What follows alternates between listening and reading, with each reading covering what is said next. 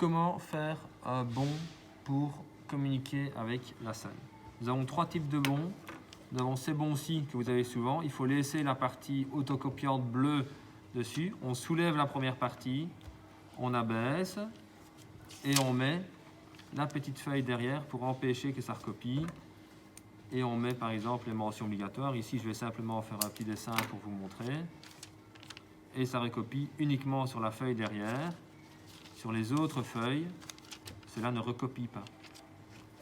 D'où l'importance de bien garder ce petit papier-là pour empêcher de recopier. Nous avons ceci, autocopiant. On soulève simplement, on glisse le papier, on redépose et on peut de nouveau écrire et ça recopie automatiquement sur le deuxième. Le troisième, celui que je vais vous montrer intégralement, c'est donc l'hexacontin, celui que madame et moi conseillons. Et à chaque fois, la page principale et on doit remettre le petit carton derrière.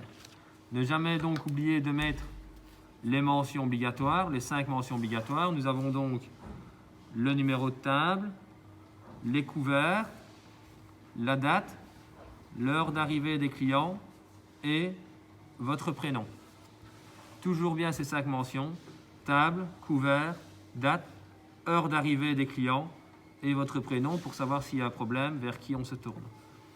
Lorsqu'on va servir sur assiette, on doit mettre le nombre de couverts fois 1 chaque fois sur assiette. Lorsqu'on va servir sur plat, on doit mettre une fois le nombre de personnes qu'on va servir.